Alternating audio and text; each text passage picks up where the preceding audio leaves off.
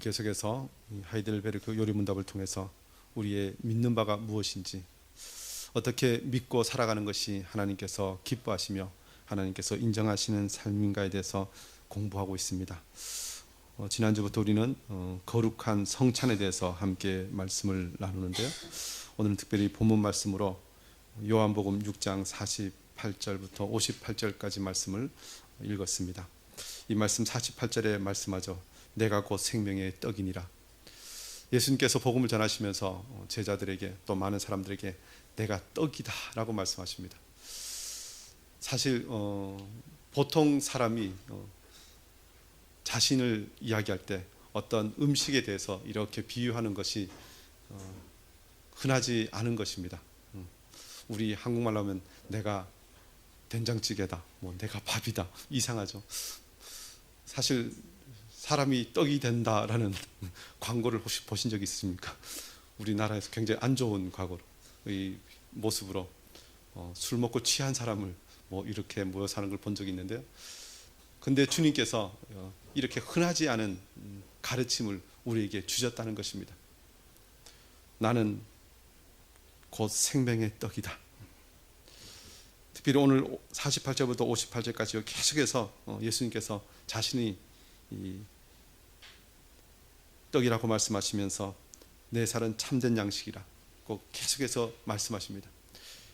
굉장히 긴 본문을 가지고 이 말씀을 제자들에게 하시는데요. 중요하기 때문에 그렇습니다. 그리고 이것이 그야말로 생명의 양식이고 생명의 떡이라는 이 말씀을 통해서 보면 이것이 생명과 연관되는 것이기 때문에 이 말씀을 하셨다는 것입니다. 그래서 우리가 성찬을 대할 때 단순히 그냥 이 지나가는 의식 정도가 아니라 이것은 나의 생명과 연관되는 것이라는 것을 기억해야 됩니다. 특별히 우리가 일상에서도 생명에 대해서 이야기할 때요, 무엇이 우리의 생명을 가장 많이 이렇게 영향을 미칩니까? 여러 가지 있지만 사실 우리의 일상의 삶에서도 먹는 것이 우리에게 큰 생명에 영향을 미칩니다. 잘못 먹으면 큰일 나고요, 잘 먹으면 건강해집니다. 그 심지어 그 먹는 것만큼 그 몸이 자라기도 합니다. 그만큼 우리가 예수 그리스도를 우리가 생명의 양식으로 알고 먹는 이 성찬이 우리의 신앙을 자라게 하는 것, 더 나아가서 우리의 영원한 생명을 결정하는 중요한 것이라는 것을 기억하면서 우리가 성찬에 참여하고 또 그 성찬을 잘 참여하기 위해서 오늘 말씀을 통해서 다시 한번 이 성찬을 배우고 또 앞으로 성찬을 참여할 때마다 이 말씀을 기억하면서 하나님의 은혜를 누리기를 원합니다. 오늘 29주일차 말씀은요, 하이델베르크 요리문답 78문과 79문을 가지고 함께 말씀을 나눕니다. 우리는 거룩한 성찬에 대하여 무엇을 배우고 고백해야 된다고 합니까? 먼저는 성찬의 떡과 포도주가 그리스도의 실제 몸과 피로 변하는 것이 아니라는 것을 우리가 먼저 알아야 합니다. 우리 하이델베르크 요리문답 78문과 답이 이렇게 말씀하죠. 우리 다 같이 한번 읽어보실까요? 시작. 떡과 포도주가 합니다. 변하는 것이 아니고 죄 씻음 자체도 아니며 하나님께서 주신 표와 확증인 것처럼 주의 만찬도 그리스도의 실제 몸으로 변하는 것은 아닙니다.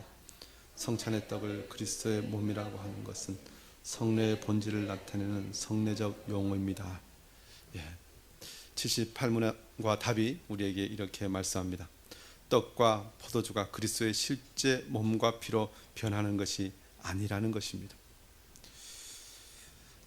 종교개혁자 칼빈은 그의 그야말로 위대한 저서인 기독교 강요에서 이 성만찬에 대해서 가르치는데요, 성만찬에 대해서 이렇게 가르칩니다. 성찬은 하나님께서 단번에 결정적으로 우리를 그의 가족으로 받아들이시고 종으로 뿐만 아니라 이 아들로 여기셨다는 것입니다. 그러므로 하나님께서는 그의 자녀에 대해서 걱정하시는 아주 훌륭한 아버지로서 의무를 다하기 위해 우리를 평생 먹여주시겠다고 약속하셨습니다. 그런데 또 그것만으로 만족하시지 않고 증거를 주심으로 이 관대한 보장이 계속된다는 것을 우리에게 확신시키려고 하셨다는 것입니다. 이것이 성찬이라는 것입니다. 하나님께서 우리의 아버지 되심을, 그리고 이 아버지 되셔서 그 모든 필요를 공급하시고 우리를 지키실 것에 대한 확실한 보장으로 우리에게 성찬을 행하게 명령하시고 그것을 통해서 우리에게 그것을 늘 각인시켜 주신다는 것입니다. 특별히 이를 위해서 하나님께서는 독생자의 손을 통해 그의 교회에 이 성례를 전을 주셨는데, 이 성례전은 다른 말로 영적 잔치라는 표현을 씁니다. 우리가 이 성찬을 통해서 하나님 나라의 그 부요한 영적 잔치를 누리게 된다는 것입니다. 이 잔치 중에서 그리스도께서는 자신이 생명을 주신 떡이심을 보이시고, 또 우리는 그것을 먹음으로 참으로 복된 영생에 이르는 그 은혜를 누리고, 또 이 떡을 먹음으로 우리가 그 영원한 생명을 가졌음을 확증하는 것, 그것이 바로 이 성찬이라는 것입니다. 그런 의미에서 우리가 이 땅을 살아가면서 영원한 천국을 누리면서 미리 맛보며 살아간다는 표현을 쓰는데, 성찬이야말로 우리가 영원한 천국, 그 영원한 생명을 미리 맛보면서 이 땅에서 기쁨과 감사와 하나님의 은혜를 누리면서 나아가는, 살아가는 그 비결이 된다는 것입니다.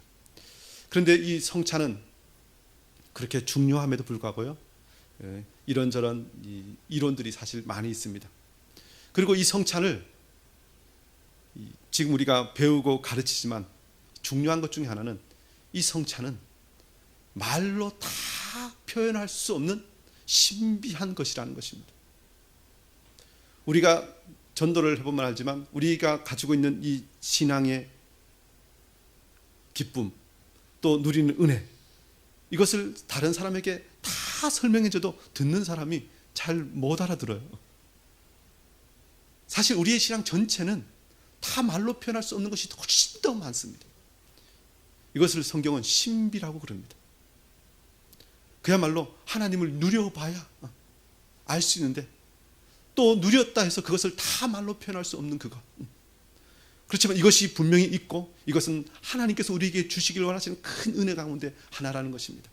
이것이 신비한 것인데요, 성찬도 그런 의미에서 굉장히 귀중한 신비라는 것입니다. 또 이 신비한 것이기 때문에 우리는 조심스럽게 이것을 다루어야 합니다. 그래서 이 이단과 사이비에 대해서 우리가 요즘 많이 어떤 부분에서는 살펴보고 있는데요, 이 이단과 사이비가 기독교를, 교회를 공격해 올 때 이것을 변호하기 위해서, 교회를 지키기 위해서 시작된 것이 사실 신학입니다. 그리고 그것을 정리한 것이 교리라고 합니다. 우리는 이것을 믿는다. 그런데요, 이단과 사이비가 워낙 많기 때문에 그것을 일일이 쫓아다니면서, 야, 너는 이것이 저것이 잘못되고 다 이렇게 사실 할 수 없습니다. 그래서 우리가 이 모든 세상의 공격으로부터 우리의 신앙을 지키기 위해서 우리가 하는 건 무엇이냐면요, 그것을 듣고 보면 이것이 무엇이 아니다라는 것을 우리가 판단할 수 있으면 됩니다. 사실 신비한 것도 이런저런 경험들이 올 때요, 우리가 말씀을 통해서, 또 내가 가지고 경험한 그 모든 신앙을 통해서, 아, 이것은 아니야, 사실 말로는 설명 못해도 그건 아닌 것 같아, 그것은 생명의 길이 아니고 거짓 복음이야 라고 분별할 수 있으면 우리가 이 험악한 세상에 어그러진 길을 가지 않고 정말 참된 생명의 길을 갈 수 있습니다. 그래서 다시 한번 우리는 말씀을 통해서 아닌 것을 분별하고 또 참된 것을 붙잡는 그런 복된 삶이 되기를 원합니다. 그러면서요, 이 78문의 답이 우리에게 계속해서 가르쳐주죠. 세례의 물이 단지 하나님께서 주신 표와 확증인 것과 같은 원리로 성찬도 그러하다는 것입니다. 78문의 답이 이렇게 말하죠. 아닙니다. 세례의 물이 그리스도의 피로 변하는 것도 아니고 죄 씻음 자체도 아니며 단지 하나님께서 주신 표와 확증인 것처럼, 세례가 표와 확증인 것처럼 성찬도 이 표와 확증이라는 것입니다. 에베소 5장 26절 27절은 이렇게 말씀합니다. 우리 다 같이 한번 읽어보실까요? 시작. 이는 곧 물로 씻어 거룩하게 하시고 자기 앞에 영광스러운 교회로 세우사 티나 주름 잡힌 것이나 이런 것들이 없이 거룩하고 흠이 없게 하려 하심이라.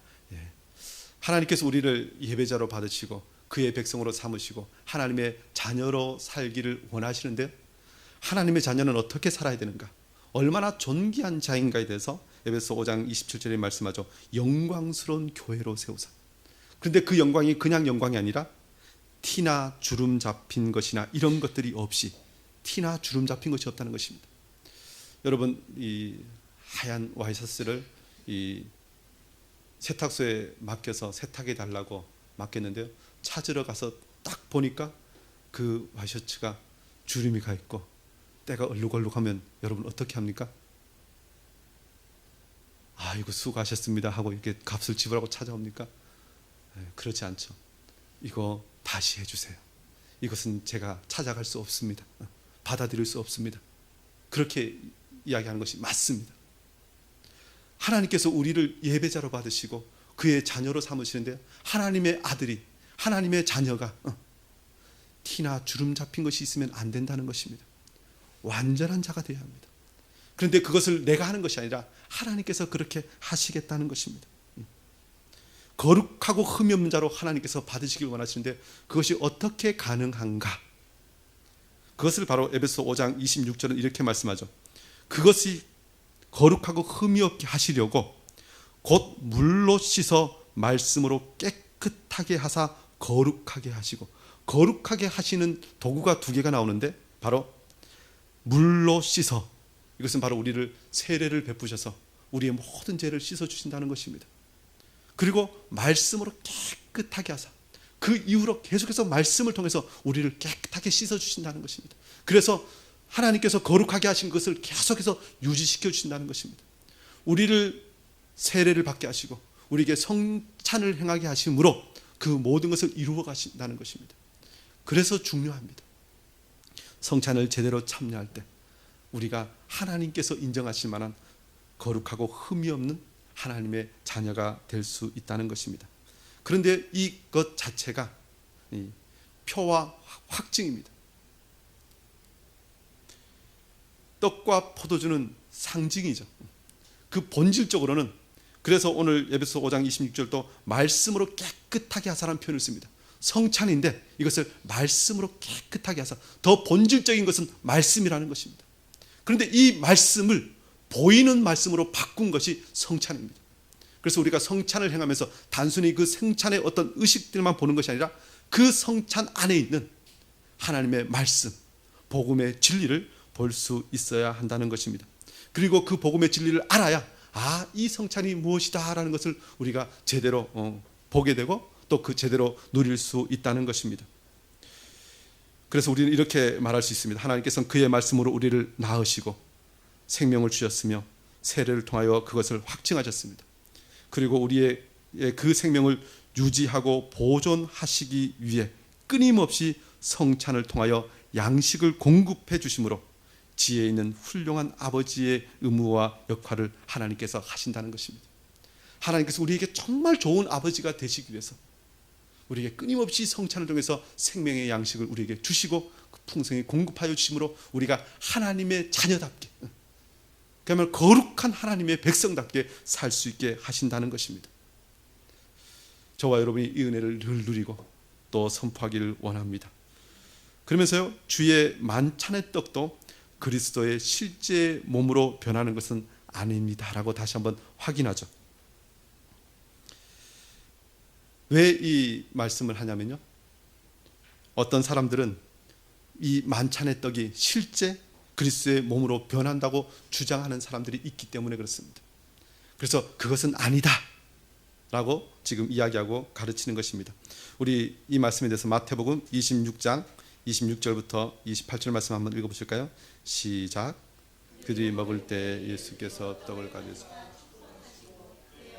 그들에게 주시며 이르시되 받아서 먹으라, 이것은 내 몸이니라 하시니, 또 잔을 가지사 감사기도 하시고 그들에게 주시며 이르시되 너희가 이것을 마시라, 이것은 제 삶을 얻게 하려고 많은 사람을 위하여 흘리는 바 나의 피 곧 언약의 피니라.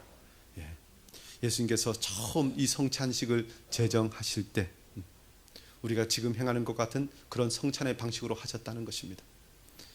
그런데 예수님께서 내 피라고 말씀하시고 내 살이라고 말씀하시면서 직접 자신의 살을 떼어서 제자들에게 주시지 않고 자신의 피를 흘리셔서 제자들에게 마시게 하지 않으시고 앞에 상에 있는 떡과 포도주를 가지고 이것을 기념하라고 하셨다는 것입니다.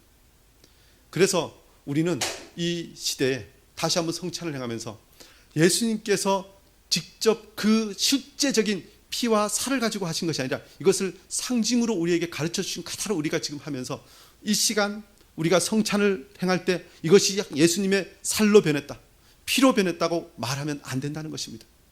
예수님께서 처음 성찬식을 가르치실 때도 그렇게 하지 않으셨는데 지금 와갖고 이것이 살이 되었다고 피가 되었다고 하는 것은 말씀을 오해한 것이고 그릇 가르치는 것이라는 것입니다. 그런데 실제로 로마 교회는 이 떡과 포도주를 가지고 이 실제로 예수님의 살과 피로 변한다고 가르칩니다. 저번에 말씀 한번 드린 적이 있는데 떡을 가지고 이것은 내 몸이니 하고 사제가 이야기하면 그 축성을 하고 나면 그 다음부터 이 떡이 살로 바뀌었다고 선포하고 그렇게 실제로 믿습니다. 잔도요 들고 이것은 내 피니 하고 축성하면 그 포도주가 이제 예수님의 피가 되었다고 믿습니다. 그것을 우리는 화채설이라고 하는데 예수님이 실제로 살로 바뀌고 피로 바뀌었기 때문에 이것을 함부로 하는 것을 굉장히 두려워합니다. 그래서 저번에 한번 말씀드렸던 것처럼 그래서 이 로마 교회 미사에서는 이 떡이 예수님의 살로 바뀌었기 때문에 아주 조심스럽게 가지고 이렇게 먹입니다. 그런데 잔은 나누지 않습니다. 왜냐하면 떡은 이렇게 주다가 예수님 살로 바뀌었잖아요. 떨어지면 그냥 이렇게 다시 주워서 이렇게 먹어도 뭐 특별히 그렇게 뭐 문제가 되지 않습니다. 그런데 포도주를 이렇게 받아 먹다가 예수님의 피로 바뀌었는데 쏟아버리면 어떻게 다시 이렇게 주워서 먹을 수 없잖아요. 그러니까 이 로마 교회에서는 떡은 하나씩 주지만 포도주는 사제들만 먹고 먹은 걸로 합시다 이렇게 합니다. 혹시 떨어지면 큰일 나기 때문에 예수님의 피를 함부로 했기 때문에 엄청난 불경죄이기 때문에 아예 위험을 사전에 방지한다고 그렇게 나눠주지 않습니다. 예수님께서 분명히 이 잔과 이 떡을 먹으라고 말씀하셨는데 주지 않습니다. 하나님의 말씀에 대해서 잘못 해석하고 잘못 적용하였기 때문에 마땅히 성도들이 하나님 앞에서 약속받은 그 은혜와 그 축복을 누리지 못하게 하는 것이라는 것입니다. 그럼 우리는 다시 정리해야 됩니다. 우리가 성찬할 때 행하는 그 살과 그 잔과 이 떡이 예수님의 살과 피가 아니라는 것입니다. 그렇지만 이걸 왜 예수님의 피라고 그러고 예수님의 살이라고 이야기합니까? 이것은 성례적 용어이기 때문에 그렇습니다. 그리스도의 몸이라고 하는 것은 본질을 나타내는 성례적 용어입니다 라고 가르치죠. 이 성례적 용어가 무엇이냐면요, 이 창세기 17장 10절 11절에 이렇게 말씀합니다. 우리 다 같이 한번 읽어보실까요? 시작.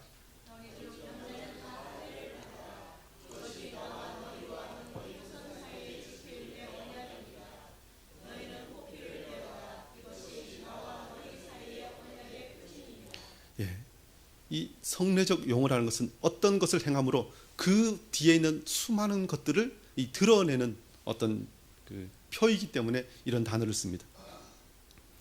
그래서 이 성례 중에 일상적으로 사용하는 단어와 다르죠. 사실 이 성경에서도 많은 이 언어를 가지고 우리의 믿음을 가르치고 표현하게 하는데요. 뭐 문학적으로 하면 직유법, 은유법 이런 것들이 있습니다. 비유법도 많이 성경에 나오죠. 무엇은 무엇이다라고 할 때 이 문학에서 정말 그것이 그것입니까? 아닙니다. 그렇지만 그 중에 특징적인 것들을 가지고 드러냅니다. 그런 의미에서 이 예수님께서 이것은 내 살이다, 내 피다라고 하신 것은 그것을 가지고 더 많은 풍성한 신비한 하나님의 은혜와 그 사랑을 드러내는 도구로 사용하신다는 것입니다.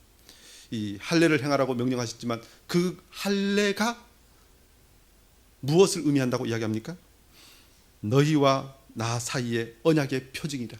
하나님의 언약이 그의 백성과 맺어졌는데 그 크고 수많은 언약들이 이 할례로 그야말로 단적으로 표징되고 드러났는데 이 할례를 통해서 우리 모든 언약을 다 보여준다는 것입니다.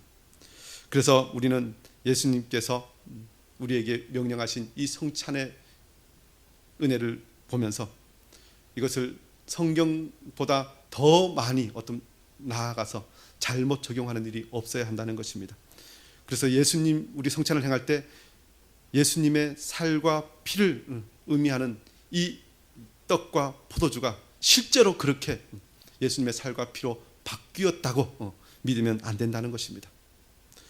그렇지만 이것을 또 예수님의 살과 피가 아니라고 해서 가볍게 여기고 함부로 대하면 안 됩니다. 하나님께서 이 모든 예식을 통해서 우리에게 주시기를 원하시는 크고 놀라운 비밀이 있기 때문에 그야말로 이 모든 것을 대할 때 우리는 믿음으로 대하고 하나님께서 주시기를 원하시는 은혜를 누려야 하는데요. 그것에 대해서 하이델베르그 요름답 79문과 답에서 우리에게 가르쳐 주는데 우리는 거룩한 성찬에 대해서 무엇을 배우고 고백해야 됩니까? 두 번째는 성찬을 통하여 우리는 그리스도께서 세우신 새 언약에 참여한다는 것입니다. 우리 79문 질문과 답이 좀 긴데요. 우리 다 같이 한번 읽어보실까요? 시작.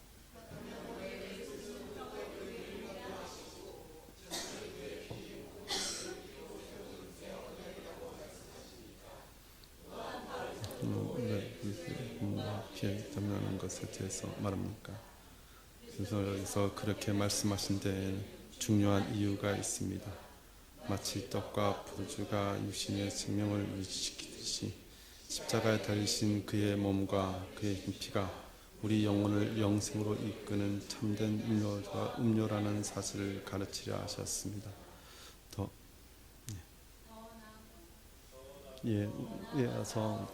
개선 불로 보여줄 수 있는 유용한 표저와 표징으로서 우리에게 다음을 확신시키려 하셨습니다. 첫째, 우리가 그리스도를 기념하면서 이를 입으로 받아 먹는 것처럼 실제로 성경의 역사에 의해 우리가 그의 참된 몸과 피에 참여합니다. 둘째, 그리스도의 모든 고난과 순종이 확실하게 우리의 것이 되어 마치 우리 자신이 직접 모든 고난을 당하고 우리의 죄값을 하나님께 치른 것과 같습니다. 이 성찬은 그리스도께서 그의 몸과 피로 세우신 새 언약을 기념하는 것입니다. 예수님께서 이것을 새 언약이라고 말씀하셨는데 그것을 어디에 말씀하셨냐면요. 이 누가복음 22장 19절 20절에서 말씀하셨습니다. 우리 다시 한번 읽어보실까요? 시작. 또 떡을 가서 감사 기도하시고 주시며 이르시되 이것은 너를 위하여 준 내 몸이라 너희가 이것을 하여 나를 기념하라 하시고 저녁을 먹은 후에 잔을 그와 같이 이르시되 이 잔은 내 피로 세우는 새 언약이니 곧 너희를 위하여 붓는 것이라. 이것을 새 언약이라고 표현하셨습니다. 새 언약이면 어떤 언약이 있어야 합니까? 첫 번째 언약이 있어야 새 언약이란 단어가 나옵니다. 첫 번째 언약이 무엇이기에 그것이 폐하여지고 새 언약이 맺어졌습니까? 구약에서 언약이라고 이야기할 때요, 이 베리트라는 단어를 씁니다. 이 갈라지다는 것인데요. 고대에 언약할 때는 동물을 이렇게 반을 가릅니다. 피를 흘리고 동물을 반을 갈라서요. 그 동물 사이를 언약하는 사람이 지나갑니다. 지나가면서 이 언약을 어기면 이 동물처럼 너도 그렇게 될 것이다. 사실 이 언약은 그런 의미에서 피의 언약이고 생명의 언약입니다. 하나님께서 첫 언약에 그 구약의 모든 제사를 통해서 결국 보여주신 것은 이 언약을 지키면 생명을 얻을 것이고 이 언약을 배반하면 사망에 이를 것이라고 분명한 언약을 주셨습니다. 그런데 이 언약을 어떻게 합니까? 하나님께서는 신실히 그 모든 것을 지켜주셨지만 그의 백성은 그 언약을 깨트립니다. 그 언약을 깨트렸기 때문에 결국 모든 인생은 죄로 인하여 죽을 수밖에 없는 상태가 되었습니다. 그래서 그 첫 언약이 어떤 것은 깨어졌습니다. 그런데 그 죽어 마땅한 우리를 예수 그리스도께서 대신 죽으심으로 그 첫 언약의 핏값을 다 갚으셨습니다. 대가를 다 치르셨습니다. 그리고 나서 주님께서는 이제 내가 이 모든 핏값을 치렀기 때문에 이 핏값을 치른 것을 약속하고 더 나아가서 이 은혜와 이 사랑을 끝까지 유지시킬 것에 대해서 새로 언약을 맺으십니다. 그것이 바로 새 언약이라는 것입니다. 우리의 모든 죄를 다 대가를 지불하신 것을 선포하시는 것입니다. 그리고 이제는 내가 예수 그리스도 안에서 그 언약을 따라서 신실하게 살아갈 것에 대해서 고백하고 하나님 앞에 약속하고 또 나는 할 수 없으니 이제 하나님께서 우리를 철저히 그 언약 가운데 지켜가실 것에 대해서 우리에게 보여주시는 것, 그것이 바로 새 언약 성찬을 통해서 우리에게 주시는 은혜라는 것입니다.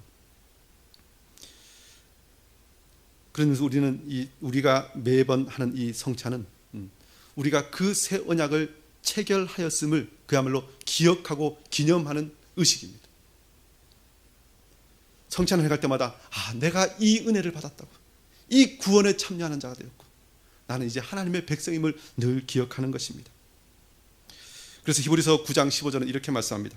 이로 말미암아 그는 새 언약의 중보자시니 이는 첫 언약 때 범한 죄에서 속량하려고 죽으사 부르심을 입은 자로 하여금 영원한 기업의 약속을 얻게 하려 하심이라. 영원한 기업의 약속을 받았다는 것을 우리가 성찬을 통해서 늘 확인하는 것입니다. 우리가 이 땅에서는 우리가 일상적인 음식을 먹고 또 우리 성찬을 통해서는 예수 그리스도의 피와 그 살을 우리가 늘 먹고 확인하는 것이 우리의 삶이라면 영원한 천국에서는 이제 우리에게 그 주어진 영원한 기업을 따라서 하나님과 함께 그 모든 것을 누리게 될 것이고 이제는 우리가 지금 이 땅에서 조금 맛보던 것을 그곳에서는 확실하게 영원히 완전하게 맛보게 될 것을 늘 기억하고 확인하는 그 모든 예식이 바로 성찬이라는 것입니다. 그래서 이것을 단순하게 그저 말로만이 아니라 직접적 모든 것을 그냥 우리의 모든 오감을 통하여 그것을 기억하고 그것을 깨닫게 하시기 위해서 이 성찬을 허락하셨습니다. 그래서 이 성찬에서 떡과 포도주를 먹고 생명을 유지하는 것처럼 중요합니다라고 이야기하는데 그냥 말씀으로 하지 않으시고 우리에게 떡과 포도주를 주시는 것은 특별히 우리가 일상의 모든 삶에서 먹고 마시는 것이 중요한데요. 이 떡과 포도를 통해서 그것을 기억하게 하신다는 것입니다. 우리가 이 처음 성찬이 언제 있었습니까? 유월절을 기념하면서 있었는데 유월절에요. 구약의 유월절은 무엇이냐면 이스라엘 백성들이 어린 양을 잡아서 그 어린 양의 피를 문 설주와 임방에 바르고 그 잡은 어린 양의 고기를 사람들이 나누어 먹습니다. 그리고 양을 잡을 때도 한 집에서 이 양을 다 먹기가 양이 좀 많으면 옆에 집 사람들의 숫자를 계산해서 양을 잡습니다. 그러니까 원래 구약의 유월절은 고기를 먹는 것입니다. 그리고 일주일 동안 고기만 먹을 수 없으니까 이제 무교병, 발효되지 않은 떡을 먹습니다. 그렇다면 정말 유월절을 하면 떡보다는 어떤 부분에서는 양의 고기를 먹고 이것을 기념하라 하셨으면 어떤 면에서 유월절에 훨씬 더 가까운 그런 성만찬이 되었을 텐데 예수님께 그렇게 하지 않으셨습니다. 굳이 떡과 포도주로 왜 그러셨을까? 어떤 신학자는 이렇게 이야기합니다. 고기는 1년에 한 번 먹는 것이고 떡은 매일 먹어야 하기 때문에 우리가 매일매일 살면서 하나님의 그 은혜와 사랑을 기억하고 누리게 하시기 위해서 그렇게 하셨다라고 이야기하는 신학자들이 있습니다. 일견 맞습니다. 만약에 고기를 먹으라 그랬으면 우리는 고기를 요즘은 그래도 잘 먹죠. 근데 옛날에 우리 보릿고개 얘기하고 뭐 조신 얘기하면 너 소원이 무엇이냐 그러면 하얀 이 밥에 소고기 국 먹는 것이 소원이라고 이야기합니다. 고기 1년에 한 번 먹던 그런 시절이었으면 하나님의 은혜를 그거밖에 못 누릴 것입니다.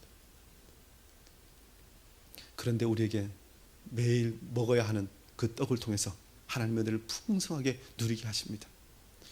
그런데 이것이 단순히 그것뿐만 아니라 더 우리에게 주시는 교훈이 있습니다. 우리가 떡과 포도주를 먹고 우리의 생명을 유지하는 것처럼 우리가 무엇으로 사느냐? 하나님께서 공급하여 주시는 것으로 산다는 것을 늘 고백하게 하시기 위해서 이것을 제정하셨다는 것입니다. 이것을 고린도전서 10장 1절부터 4절에 이렇게 말씀하죠. 우리 다 같이 한번 읽어보실까요? 시작. 형제들아 나는 너희가 알지 못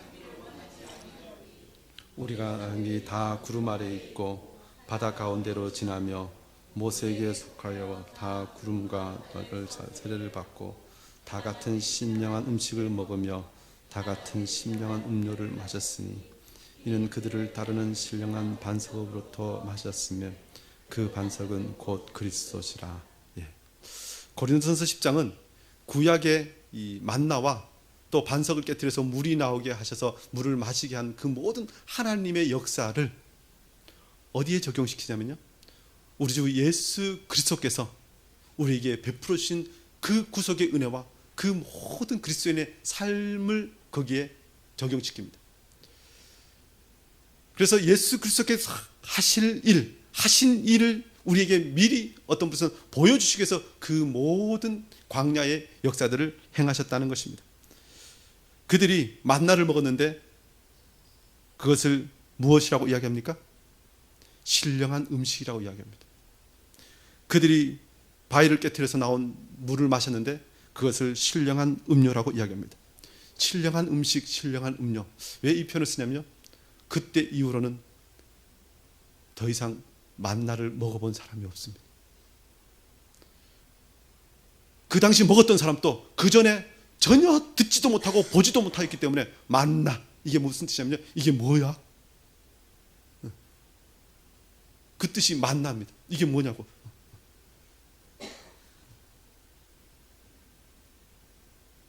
신령한 음료요, 신령한 음식이기 때문에 사람들이 모릅니다. 그런데 이것이 바로 우리가 세례받고 성찬을 하면서 하나님께서 주시는 것입니다. 세상이 주는 것과 같지 않습니다. 하나님께서 공급해 주시고 예수 그리스도께서 우리에게 보여주시고 우리에게 명령하시고 우리에게 베풀어 주신 것입니다.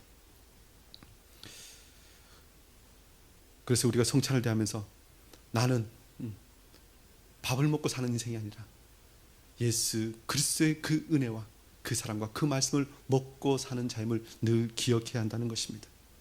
그래서 계속해서 이렇게 말씀하죠. 주님의 몸과 피가 영혼을 영생으로 이끄는 참된 양식과 음료라는 것입니다. 이것을 하이데베르 요리문답은 이렇게 말씀하죠. 십자가에 달리신 그의 몸과 흘리신 피가 우리 영혼을 영생으로 이끄는 참된 양식과 음료라는 사실을 가르치려 하셨다는 것입니다. 이것을 신명기 6장 3절에 이렇게 말씀합니다. 우리 다 같이 읽어보실까요? 시작. 너를 울리게 하시며 또 너도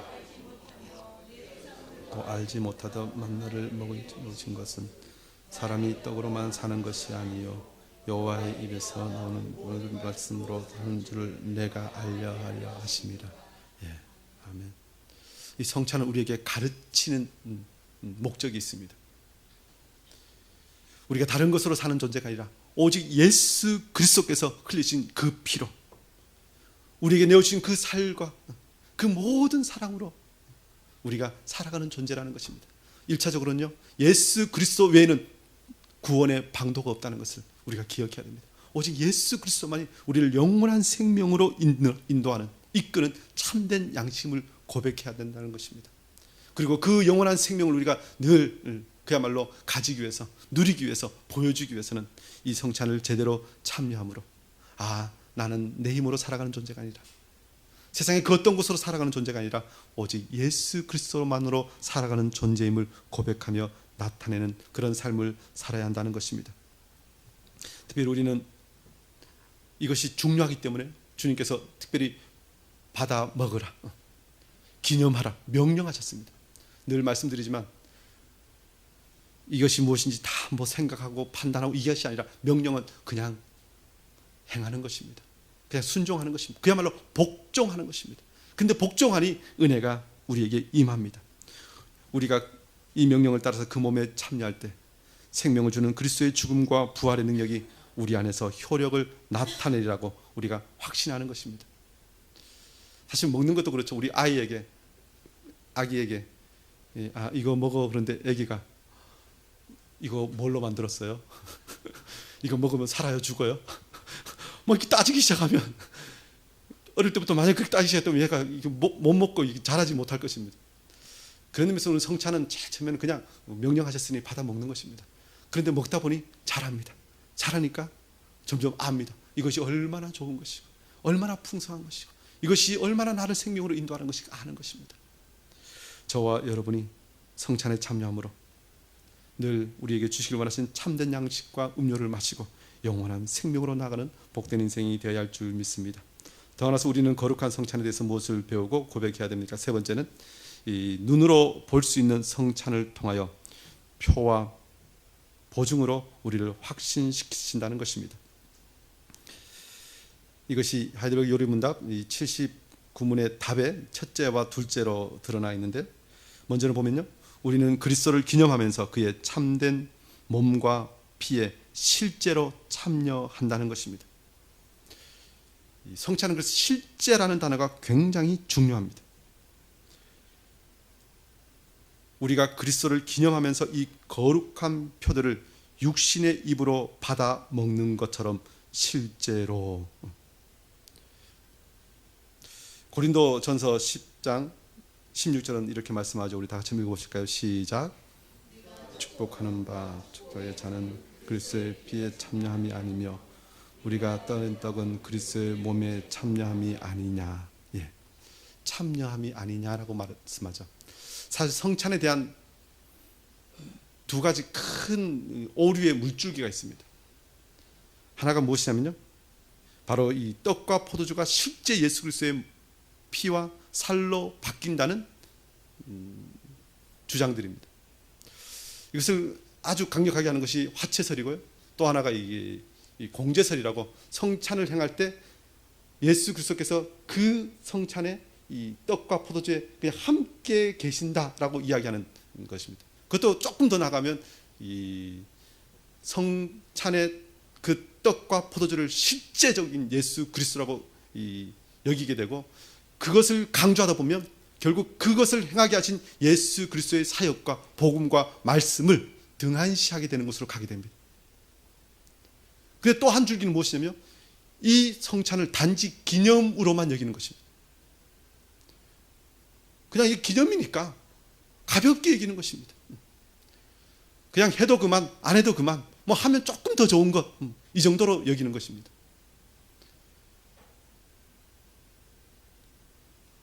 이것도 옳지 않습니다. 그런 의미에서 우리 교단은요, 우리는 우리 교단을 칼빈주의 개혁 교단이라고 이야기합니다. 교리를 그렇게 따르는 것이, 그리고 우리가 웨스트민스터 신도 개요서와 대소 요리 문답을 우리의 신앙의 교리로 고백합니다. 그래서 우리는 엄밀하게 따지면 우리가 고백하는 이 성찬에 대한 교리는 이 기념 상징설이라고 이야기할 수 있습니다. 기념하라 하실 때는 기념하지만 이것이 상징, 그 본질적 말씀이 우리에게 주시는 그 은혜가 이것으로 상징되어 있기 때문에 우리가 이 성찬에 온전히 참여함으로 그 은혜를 다 누려야 한다는 것입니다. 단순히 말씀을 듣는 것으로 그치지 않고 그 말씀을 우리가 맛보는 것입니다. 우리가 보는 것입니다. 그리고 우리가 그 모든 말씀을 우리가 우리의 몸으로 받아들이는 것입니다. 실제로 참여하는 것입니다. 그래서 성찬을 행할 때 우리가 기억할 것은, 우리가 단순히 성찬의 떡과 포도주를 이렇게 대하면서 우리가 먹고 마시지만 이것은 그저 떡과 포도주만 먹는 것이 아니라는 것입니다. 우리가 음식을 먹을 때 그냥 먹죠. 아, 맛있다 라고 먹지만 그 음식에 무엇이 들어가 있습니까? 정말 음식에 대해서 아는 사람은 그냥 음식을 먹고 아 맛있다 하고 먹지 않습니다. 이거 누가 요리했지? 그리고 우리나라 최고의 셰프를 찾아가고 거기서 밥을 먹잖아요. 근데 최고의 셰프는 또 뭐라 그러죠? 음식은요 재료가 중요해요. 재료가 70%, 90% 신선한 재료가 있어야 이것이 맛있습니다. 그래서 뭐 수산시장이나 뭐 가락동 시장 가갖고 열심히 좋은 재료 찾잖아요. 근데 그 재료 파는 사람 뭐라 그러죠? 산지에 가야 제일 어떤 좋은 재료를 만난다고. 농사 짓는 사람을 잘 만나서 산지 직송을 한다고 그러죠. 근데 거기 가서 농부는 뭐 어업을 하시는 분은 뭐라고 이야기하죠? 아이고 비가 잘 오고요 때가 잘 맞아서 제철에 먹는 거 그것이 정말 좋은 음식이라고 그렇게 이야기합니다. 가만히 보면 우리가 먹는 음식 하나에도 요리사의 손길이, 그리고 그것을 판매하는 사람 손길이, 농사 짓는 사람 손길이, 더 나아가서 이른 비와 늦은 비를 주시고 햇볕과 모든 것을 공급하시는 하나님의 은혜가 다 들어있습니다. 우리가 성찬을 대할 때 단순히 떡과 포도주를 먹는 것이 아니라 이 떡과 포도주를 우리에게 주신 예수 그리스도의 그 구속 사역, 그 복음이 다 들어가 있어요. 잠시 먹지만 예수님께서 우리를 위하여 행하신 그 수천의 모든 사역이 그냥 이 떡 하나에, 이 피에 다 들어가 있다는 것입니다. 그래서 성찬은 그 은혜를 그야말로 우리가 순식간에 단번에 누리는 것이고 그것을 우리가 고백하고 그것을 증거하는 것이라는 것입니다. 실제로 성찬에 참여할 때 우리에게 이것이 다 주어집니다. 그래서 이 성찬을 참여할 때 어떻게 해야 되죠? 그래서 우리는 성령의 역사에 의해 그의 참된 몸과 피에 참여하며 확신한다는 것입니다. 우리가 이것을 어떻게 잘 누리냐? 어떤 사람은 그냥 단순히 떡과 포도주를 먹는 것으로 그치는 사람이 있고, 어떤 사람은 조금 전에 말씀드린 그 모든 복음의 역사들을 다 먹는 사람이 있습니다. 그리고 그것을 믿는 사람이 있습니다. 어떻게 가능하냐고요? 성령의 역사로. 우리를 예수 그리스도 믿게 하신 그분, 예수 그리스도의 그 은혜를 우리에게 공급하시고 적용시키신 그분, 성령님께서 우리에게 그 모든 것들을 바로 누리게 하신다는 것입니다. 그것을 디도서 3장 5절은 이렇게 말씀하죠. 우리 다 같이 한번 읽어보실까요? 시작.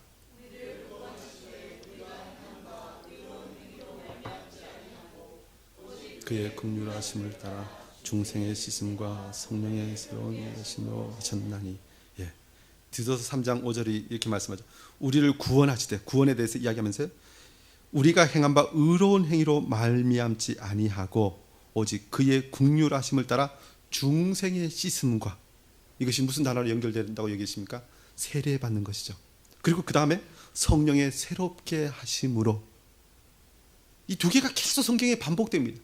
우리가 거룩하게 되는 것은요, 바로 이 중생의 씻음과 성령의 새롭게 하심인데, 성령의 새롭게 하심이 앞부분에서는 우리를 깨끗하게 하심으로 드러나는데 여기서는 성령의 새롭게 하심으로 드러납니다.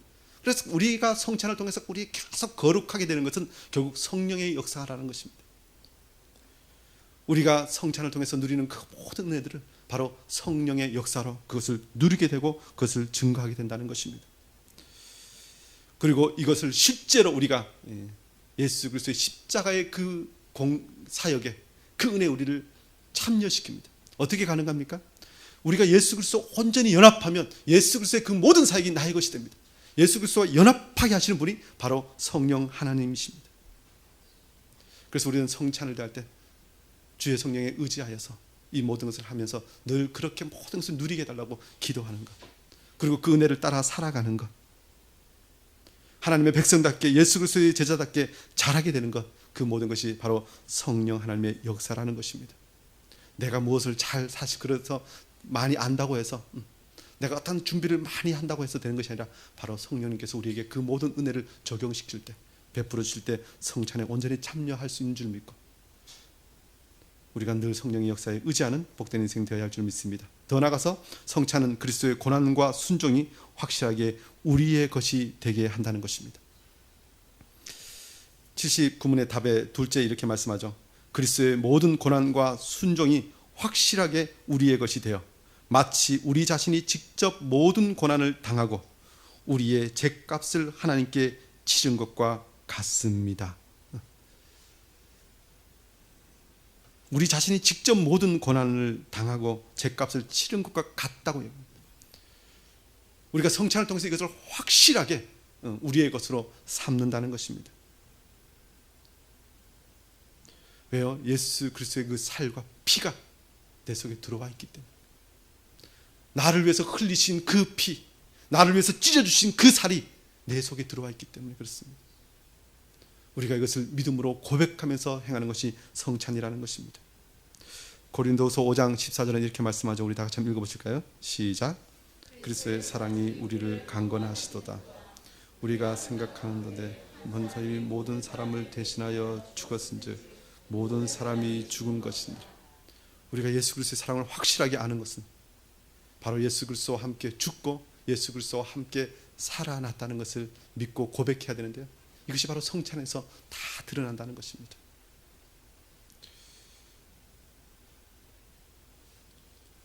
우리 주님께서 이 성찬을 제정하시면서 우리에게 이 은혜를 가르치시고 또 이 은혜를 누리게 하셨습니다. 그래서 성찬을 합당하게 참여하고 또 주님의 살과 피를 먹고 마시면서 예수님을 더 알아가고 예수님을 더 누리면서 우리가 날마다 자라야 합니다. 그래서 성찬을 제대로 참여하지 못하면 믿음이 잘 자라지 않습니다. 우리는 나의 어떤 것으로 자라는 것이 아니라 하나님의 은혜로 자랍니다. 우리의 믿음이 그렇게 자란다는 것입니다. 성찬을 행하면서 특별히 자라날 때 성경에서도 무엇을 말씀합니까? 가지가 그 나무에 붙어 있어야 그 나무로부터 모든 것 양분을 받아들여서 저절로 그 가지가 자라고 열매를 맺습니다. 우리가 성찬을 통해서 예수 그리스도와 온전히 연합되었음을 확인하며 예수 그리스도로부터 그 모든 양분을 공급받는 것, 그것이 바로 성찬이라는 것입니다. 하나님에 대한 감사와 약속 같은 그 모든 것들을 우리가 성찬을 통하여 받는데요, 이것이 바로 이 신비한 것이고 우리가 예수 그리스도의 그 몸의 지체로서 누리는 특권이면서 또 마땅히 해야 할 의무라는 것입니다. 더 나아가서 우리가 예수 그리스도의 한 몸이라면, 우리가 그 지체라면 우리가 이웃과 우리의 교회 모든 성도들과 모든 다른 사람들도 내가 나와 한 몸임을 늘 고백하는 것, 그것이 바로 성찬이라고 저번에 한번 말씀드린 적이 있는데, 그래서 성찬은 결국 우리가 예수 그리스도의 몸의 지체임을 늘 확인하고 드러내는 것입니다.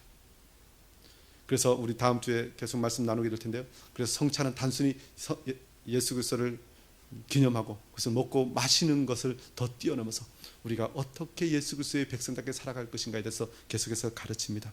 앞으로도 계속해서 우리가 성찬에 참여하고 또 성찬에 대해서 잘 배움으로 하나님께서 우리에게 베풀어 주시는 그 은혜를 누리고 또 잘 성장하고 또 천국을 미리 맛봄으로 하나님의 은혜와 사랑을 온전히 증거하는 복된 성도들 되시기를 주 이름으로 축원합니다. 기도하겠습니다.